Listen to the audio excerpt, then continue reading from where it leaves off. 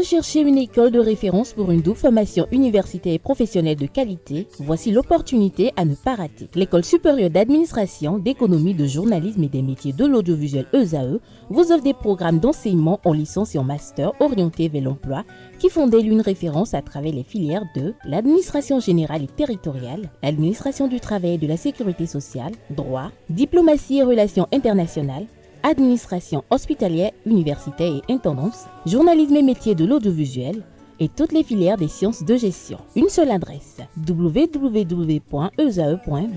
Rendez-vous dès maintenant sur nos campus ESAE Bedjromende au numéro 90 93 65 21 ou au numéro 98 98 14 00. Paracourt sur le numéro 52 46 12 12.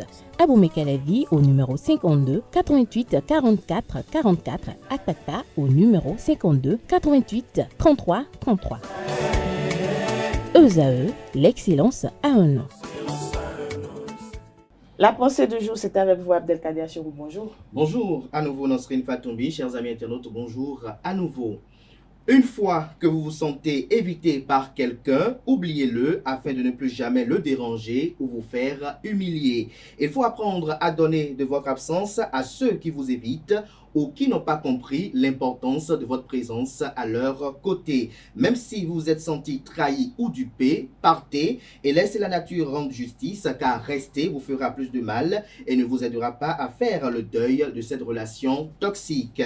Le problème d'avoir un bon cœur est que vous avez même pitié des personnes qui vous ont fait du mal. Le temps détermine qui nous rencontrons dans la vie et le cœur ainsi que le comportement révèlent qui pourrait rester dans notre vie. Nous devons apprendre à retenir les impulsions de générosité exagérées à tout égard et à fixer des limites pour éviter que tout ne soit pris pour acquis. N'acceptez plus d'être celui qui a de la valeur que quand il est utile. Merci à vous, Abdelkader Achirou, pour cette pensée. J'aime particulièrement cette petite pensée de ce matin. Alors dites-moi, qu'est-ce qui vous a inspiré? Il faut faire observer à nos amis internautes que peut-être parfois dans les relations, qu'elles soient amicales ou amoureuses, il faut exiger une certaine forme de réciprocité dans les rapports que nous entretenons avec les uns et les autres. Comme je l'ai dit bien à la fin, n'acceptez plus d'être une personne qui a de la valeur quand il est utile. Lorsque vous avez un ami par exemple qui que vous estimez beaucoup, à qui vous portez beaucoup de la considération, mais dont votre numéro n'a que de valeur dans son portable que quand lui a besoin de vous, ou bien quand il a un service à vous demander, il faut savoir aussi fermer la porte à ces personnes-là. C'est-à-dire parfois, il faut savoir rendre à César ce qui est à César, et donc il faut lui faire ce qu'il fait là pour ne pas que après vous souffrez. Parce que vous savez, lorsque vous aimez fortement quelqu'un, vous savez, nos sentiments sont comme des révélations. C'est que parfois, lorsque vous parlez et que vous n'entendez pas les échos, vous êtes choqué, lorsque vous êtes dans une salle vide. Alors, lorsque parfois, à des moments donnés, vous avez des sentiments à l'endroit de quelqu'un, que vous exprimez ces sentiments-là et que cette personne ne vous retourne pas à l'endroit. Imaginez pas, ce matin, vous souriez avec moi. Dans ce matin, bonjour, vous souriez bien. Et cette personne sur la joue, elle est là, crispée. Vous vous dites en fait, est-ce que c'est pas vous qui en faites de trop en fait?